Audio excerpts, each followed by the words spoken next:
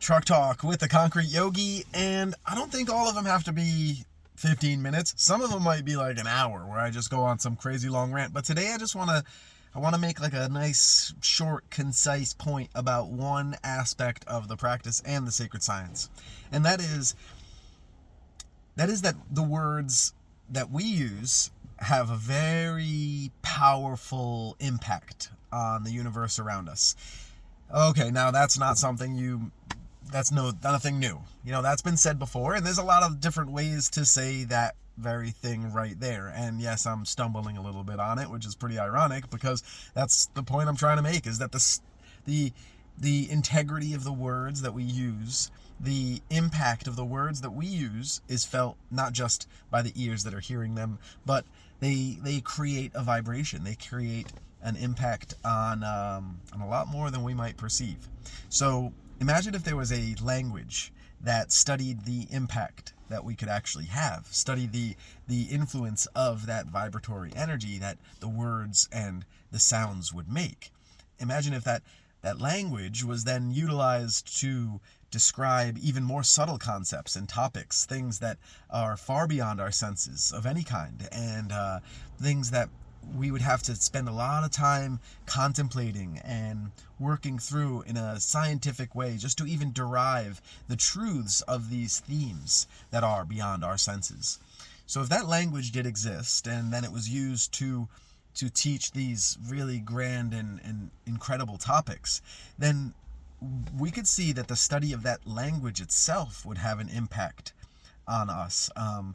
The utilization, right? The utility of those words being founded in the idea that their vibratory essence has the impact that is being sought at the highest level, and it's not just a word for someone to kind of exchange ideas. It's not like that. It's much more than that. It's actually tapping into the vibratory essence that whatever the word is describing is, and then kind of melding with that. If we had that language, if that was a thing, and the study of the language itself would become a powerful thing, because you'd be using those words and saying, or maybe if it was put to a melody, because we understand that the way that energy works is kind of in that flow. It has flux to it. It has a rhythm of its own.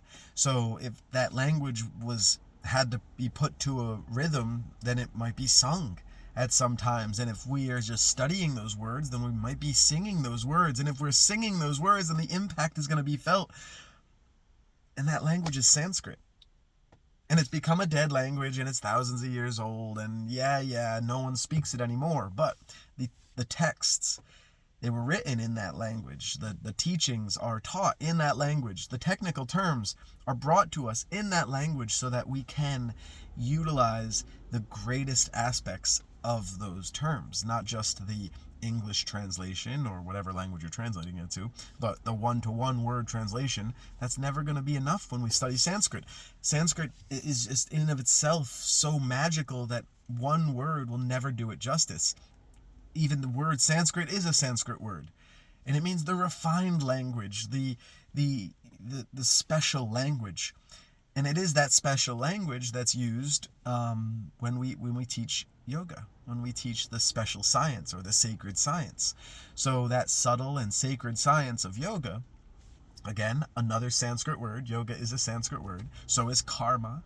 Okay, so are chakras. These are Sanskrit words, and the magic of the word is felt when the meaning of the word is known. The magic of the word is felt when the meaning of the word is truly known.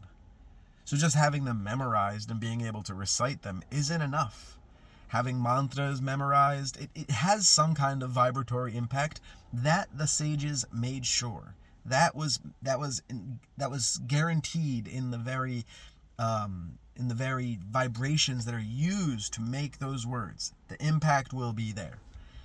The intention behind the words, when infused with the vibration, that brings another layer of impact. And the intention plus the vibration plus the understanding, the true understanding of the words, that has the greatest impact possible. So today's truck talk, it might have been a little more brief, but I wanted to kind of slam you guys with how important it is that we do perpetuate the teachings of Sanskrit, that we at least try to use the words, even if it's just naming a couple of the postures. Maybe it's just one or two words that you might be studying, and you use that as your intention if you're a practitioner. But if you're a teacher, have some handful of words that you really know, like the back of your hand, back of your hand, the front of your hand, the palm, that you really know, like the palm of your hand, and use them. Use those terms. You'll be surprised how immediately the students will come up to you and they'll be asking you, can you talk more about that? The way you translated it, it kind of hit me. It was something I needed to hear, or I feel like that's a word that I could use more understanding of. The students will always be the ones to reinforce how good it is to have a greater understanding of the teachings. So if it wasn't for that, the teachings would become vapid, they become stale, they'd become very empty and shallow. But if you start to teach with more depth, then the students are going to seek with more depth. The room gets full of people that are seeking with equal amounts of depth, and they know that the person beside them on either side is also looking for that. They're seeking. They're not just there to sweat and stretch and be dehydrated. They are there for some real impactful stuff. And the Sanskrit words being used is just one of the layers that they're there for, but it is one. It is a very meaningful one. It brings the tradition immediately. Because it does take practice to study the Sanskrit words, yes. But it also takes practice to be able to speak them. Butchering our way through them is not very respectful. You know, we want to be able to practice them. So that's why I always say, have a few words that you fall in love with. Know the meanings of them, and then practice saying them. When people hear you say them, they're not going to think that immediately you're fluent in Sanskrit. So don't be nervous to start studying and thinking that you're going to have to learn everything if you start learning a few of the words. That's not possible. Not even for those, there's Sanskrit scholars that are still studying, and they've probably been studying longer than I've been alive, but they're still studying that language, just like with Latin, just like with other ancient languages. So take a step, and if you're a practitioner, if you're a student, be okay with either asking your teacher to offer up some Sanskrit words that you'd be interested, or a mantra or two that you'd be interested in learning, or on your own. Put in that svadhyaya, put in that study on your own, and maybe find a couple terms in mantras, or maybe search an English term that you're looking for and find out the translation of it into Sanskrit, or see if there's any connected mantra that is in Sanskrit. And then you can always reach out to me, and I'll help you learn it, or help you pronounce it, or if you just keep searching things, you'll be surprised where the searching can get you. But I do understand that there might be questions after all the searching. I had them on my own, so if you do come to those questions, I'm here for you to the best of my ability. And if I can't, then I'll always just pass your questions up to my teacher and see what he says about them. But too often his answers are riddled with a lot of Sanskrit words, so if you don't have the foundational understanding of Sanskrit and the basis of the language, then it is difficult to get lessons at that level, because there's going to be much more translation necessary.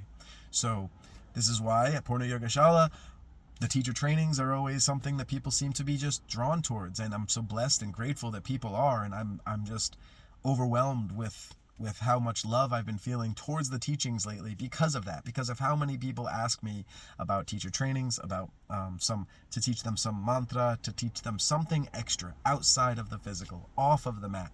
So it is it's humbling, and it's really enriching my own practice and the way I have been studying lately. So thank you all so much for tuning in and being part of this journey in the truck. Just randomly when I park and I want to talk about something. Today it was Sanskrit. Who knows what it'll be tomorrow? Just another rant by some lunatic sitting in his truck, and like people are walking by and stuff, and it's great. It's great. I'm just talking to my phone. What are you talking about? Sanskrit, chakras, yoga, karma. These words are popular.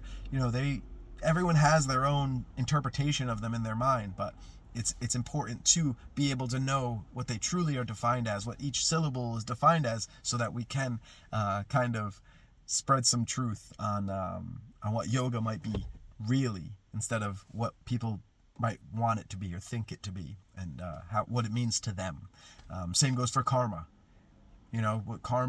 What it means to us, it won't matter when it comes down to what it's really translated as. And of course, the same goes for something like the chakras, a very subtle science, something very, very subtle and difficult to study, very difficult to study. But there's just simplified translations out there, and because of that, people then have their own perceived notion of what it is and how simple it must be to study if it is so simplified in translation. So you can see where it kind of creates all of these different cyclical issues.